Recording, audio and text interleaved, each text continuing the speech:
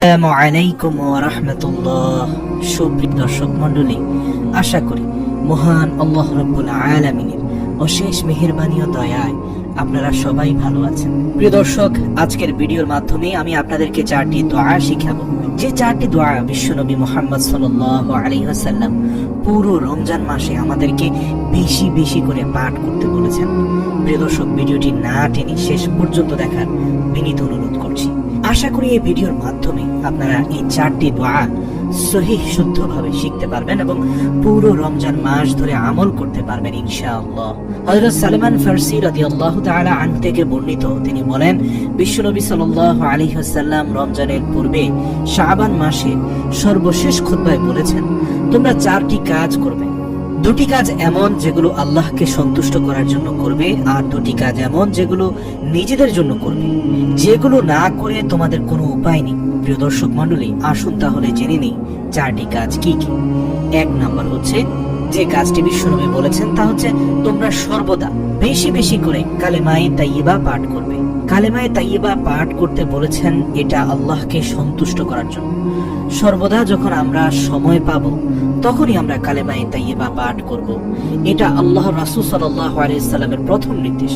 রোজা রেখে একবার ভাবুন, রাসূলের এই নির্দেশ যদি আপনি পালন করেন, আপনার কলব থেকে যদি পড়েন লা ইলাহা ইল্লাল্লাহ মুহাম্মাদুর রাসূলুল্লাহ, আপনি আত্মিকভাবে সারাদিন যে রোজা রাখছেন, উপোস করছেন, আপনার ক্ষুধার্ত শরীরটাকে খাবার দিচ্ছেন না, নিজেকে সংযমের মাধ্যমে খাবার থেকে দূরে রাখলেন।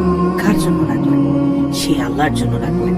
আর বারবার আপনি এই স্বীকৃতি দিচ্ছেন যে, হে আল্লাহ, পৃথিবীতে কোনো প্রভু নেই, কোনো ইলাহ নেই, ইবাদতের উপযুক্ত মাথা নত করার মতো কোনো রব নেই, একমাত্র আপনি ব্যতীত। লা ইলাহা, কোনো ইলাহ নেই, ইল্লাল্লাহ, আল্লাহ ব্যতীত। প্রিয় দর্শক, কল্প থেকে এই ঈমানের বীজ বপনকারী সর্বশ্রেষ্ঠ কালেমা, কালেমায়ে তাইয়্যিবা লা ইলাহা ইল্লাল্লাহ মুহাম্মাদুর রাসূলুল্লাহ, এই কালেমাটি বেশি বেশি পড়ার জন্য নির্দেশ দিয়েছেন রাসূল সাল্লাল্লাহু আলাইহি ওয়াসাল্লাম। দ্বিতীয় নম্বর আমলটি হচ্ছে, তোমরা ইস্তিগফার করবে। প্রিয় দর্শক, আমরা গতকালকের ভিডিওতে বলেছিলাম যে ইস্তিগফারের কথা। ইস্তিগফারের সবচেয়ে সংক্ষিপ্ত দোয়াটি হচ্ছে আস্তাগফিরুল্লাহ, আস্তাগফিরুল্লাহ, হে আল্লাহ, আমি আপনার কাছে ক্ষমা চাই। আল্লাহ তাআলার কাছে ক্ষমা প্রার্থনা করা, বেশি বেশি করে আল্লাহর কাছে ক্ষমা চাওয়ার কথা রাসূল সাল্লাল্লাহু আলাইহি ওয়াসাল্লাম বলেছেন, কারণ আল্লাহ পাক রব্বুল আলামিন এই পবিত্র রমজান মাসে অসংখ্য বান্দাকে ক্ষমা করে দেন। প্রিয় দর্শক, যত বড় গুনাহগার হই না কেন, যত বড় গুনাহ আমার দ্বারা হোক না কেন, যত বড় জুলুমের কাজ আমার দ্বারা সম্পন্ন হোক না কেন, রব্বুল আলামিনের ক্ষমার ভান্ডারে যেন জোয়ার উঠে যায় এই পুরো রমজান জুড়ে। যত বেশি ইস্তিগফার, তত বেশি ক্ষমা। রব্বুল আলামিন ক্ষমাকে ভালোবাসেন, আর এই রমজান মাসে যেন রব্বুল আলামিনের ক্ষমার ভান্ডারে জোয়ার উঠে যায়, আল্লাহর দয়া ও মেহেরবানি আরো বেড়ে যায়। তাই প্রিয় দর্শক, আমরা বেশি বেশি ইস্তিগফার করব। তাহলে আল্লাহকে সন্তুষ্ট করার জন্য দুটি কাজ। এক নম্বর হলো সর্বদা বেশি বেশি কালেমায়ে তাইয়্যিবা পাঠ করব, এবং দ্বিতীয় নম্বর হচ্ছে আল্লাহর কাছে বেশি বেশি ক্ষমা প্রার্থনা করে ইস্তিগফার করব। প্রিয় দর্শক, এবার আসুন আর যে দুটি কাজ বাকি ছিল সেগুলো আমাদের নিজেদের জন্য, যেগুলো ছাড়া আমাদের কোনো উপায় নেই, আসুন সেগুলো জেনে নিই। রাসূল সাল্লাল্লাহু আলাইহি সাল্লাম বলেন, আর দুটি কাজ হচ্ছে, এক নম্বরটি হলো তোমরা আল্লাহর কাছে জান্নাত চাইবে। বেশি বেশি করে, বেশি থেকে বেশি আল্লাহর কাছে জান্নাত চাইতে থাকবে। প্রিয় দর্শক, অন্যান্য মাসে যেমন আপনি আল্লাহর কাছে জাহান্নামের আগুন থেকে মুক্তি চাইবেন এবং জান্নাতে প্রবেশের জন্য রব্বুল আলামিনের দরবারে প্রার্থনা করবেন, এই মাসে সবচেয়ে বেশি আপনি শুধুমাত্র জান্নাতের জন্য আল্লাহর কাছে সাহায্য চাইবেন। এর মূল কারণ হচ্ছে, আপনি আল্লাহ রাব্বুল আলামিনের জন্য উপোস থাকছেন, আল্লাহ রাব্বুল আলামিনের জন্য খাদ্য দেখেও আপনি নিজেকে সংবরণ করছেন, আল্লাহর জন্য আপনার মুখে দুর্গন্ধ সৃষ্টি হওয়ার পরেও মুখে পানি দিচ্ছেন না।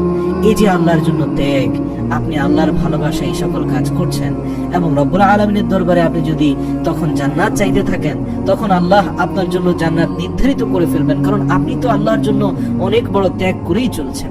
তাই বেশি বেশি আমরা বলবো, হে আল্লাহ, তুমি আমাকে জান্নাত দান করো। এবং দ্বিতীয় নাম্বারটি বা সর্বশেষটি হচ্ছে, তোমরা আল্লাহর কাছে জাহান্নাম থেকে মুক্তি চাইবে, আল্লাহর কাছে জাহান্নাম থেকে পানাহ চাইবে, জাহান্নামের শাস্তি থেকে আল্লাহর কাছে পানাহ চাইবে। তাহলে প্রথম দুটি কাজ হচ্ছে আল্লাহকে সন্তুষ্টি করার জন্য। একটি হচ্ছে কালেমা, সর্বদাই কালেমা তাইয়্যিবা বেশি বেশি পাঠ করতে হবে। আরেকটি হচ্ছে আল্লাহর কাছে বেশি বেশি ক্ষমা চাইতে হবে, ইস্তিগফার করতে হবে। আর সর্বশেষ আমাদের নিজেদের জন্য যে দোয়াটি করতে বলেছেন রাসূল সাল্লাল্লাহু আলাইহি সাল্লাম, সেটি হচ্ছে এক, আল্লাহর কাছে বেশি বেশি জান্নাত চাইতে হবে, এবং আরেকটি হচ্ছে জাহান্নাম থেকে আল্লাহ তাআলার কাছে মুক্তি চাইতে হবে বা পানাহ চাইতে হবে। আমরা অবশ্যই অবশ্যই বিষয়টি বারবার মাথায় রাখবো। সব সময় আমরা জান্নাত চাইবো, জাহান্নাম থেকে মুক্তি চাইবো।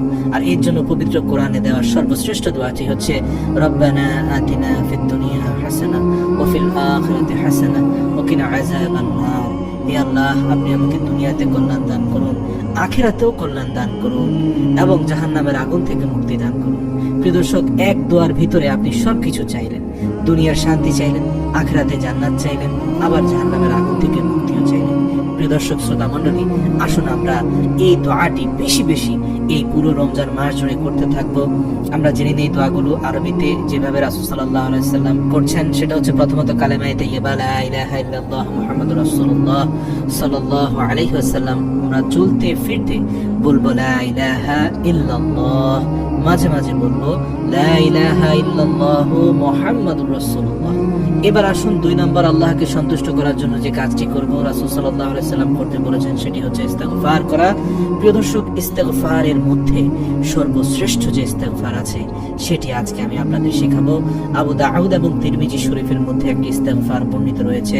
আল্লাহর রাসূল সাল্লাল্লাহু আলাইহি ওয়াসাল্লাম বলেছেন, যদি কোনো ব্যক্তি যুদ্ধ থেকে পলায়ন করে, আমরা জানি যে পৃথিবীর সর্বশ্রেষ্ঠ কবিরা গুনাহ হচ্ছে যুদ্ধ থেকে পলায়ন করা, অর্থাৎ এরকম ভয়াবহ কবিরা গুনার মধ্যেও যদি সে জড়িত থাকে, তাহলে ইস্তিগফার পাঠ করলেও আল্লাহ রাব্বুল আলামিন সকল কবিরা গুনাহ ক্ষমা করে দিবেন।